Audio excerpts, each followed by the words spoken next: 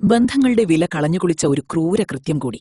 സംഭാലിൽ കാണാതായ യുവാവിന്റെ മൃതദേഹം കണ്ടെത്തിയത് സ്വന്തം വീടിന്റെ മുറ്റത്ത്. കാമുകനൊപ്പം ജീവിക്കാൻ ഭർത്താവിനെ ശ്വാസം മുട്ടിച്ചു കൊന്ന ശേഷം കുഴിച്ചുമൂടിയ ഭാര്യയും സഹായിയും പിടിയിലായിരിക്കുന്നു. സംഭാൽ കൊലപാതക രഹസ്യം: അവിഹിത ബന്ധവും ചതിയും. ഭർത്താവിനെ കൊലപ്പെടുത്തി വീട്ടുമുറ്റത്ത് കുഴിച്ചുമൂടി.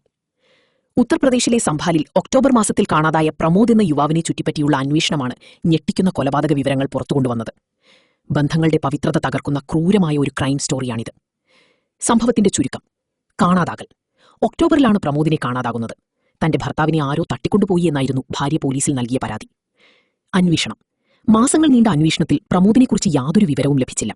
എന്നാൽ പ്രമോദിന്റെ ഭാര്യയുടെയും അവരുടെ ഒരു ബന്ധുവിന്റെയും പെരുമാറ്റത്തിൽ പോലീസിന് സംശയം തോന്നി. പിടിക്കപ്പെട്ടത്: പോലീസ് നടത്തിയ ശാസ്ത്രീയമായ നീക്കങ്ങൾക്കൊടുവിൽ സത്യം പുറത്തുവന്നു. സ്വന്തം ഭാര്യയും കാമുകനും ചേർന്ന് പ്രമോദിനെ കൊലപ്പെടുത്തുകയായിരുന്നു. പ്രതികളാരെല്ലാം: കൊല്ലപ്പെട്ട പ്രമോദിന്റെ ഭാര്യ അനിതയും അവരുടെ കാമുകനായ വിജയ് പാൽ, പ്രമോദിന്റെ തന്നെ ഒരു ബന്ധു എന്നിവരാണ് ഈ കേസിലെ പ്രധാന പ്രതികൾ. ഇരുവരെയും പോലീസ് അറസ്റ്റ് ചെയ്തു. അവിഹിത ബന്ധത്തിന് തടസ്സമായി നിന്ന ഭർത്താവിനെ ഒഴിവാക്കാൻ ഭാര്യയും കാമുകനും നേരത്തെ തന്നെ പദ്ധതിയിട്ടിരുന്നു. ഉറക്കത്തിലായിരുന്ന പ്രമോദിനെ പ്രതികൾ രണ്ടുപേരും ചേർന്ന് ബലം പ്രയോഗിച്ച് ശ്വാസം മുട്ടിച്ചാണ് കൊലപ്പെടുത്തിയത്. ബഹളം വെക്കാതിരിക്കാൻ വായ മൂടിക്കെട്ടിയതായും പറയപ്പെടുന്നു. കൊലപാതകത്തിനു ശേഷം മൃതദേഹം പുറത്തെത്തിക്കുന്നത് അപകടമാണെന്ന് കണ്ട പ്രതികൾ വീടിന്റെ മുറ്റത്ത് തന്നെ ഒരു വലിയ കുഴിയെടുത്ത് മൃതദേഹം മറവു ചെയ്തു.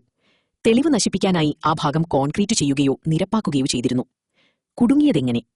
ഭർത്താവിനെ കാണാനില്ലെന്ന് പറഞ്ഞ് ഭാര്യ തന്നെയാണ് പോലീസിൽ പരാതി നൽകിയത്. എന്നാൽ പോലീസ് അന്വേഷണത്തിനിടയിൽ അനിതയുടെയും വിജയപാലിന്റെയും ഫോൺ കോളുകൾ പരിശോധിച്ചപ്പോൾ ഇവർ തമ്മിലുള്ള അമിതമായ സംഭാഷണങ്ങൾ പോലീസിൽ സംശയമുണ്ടാക്കി.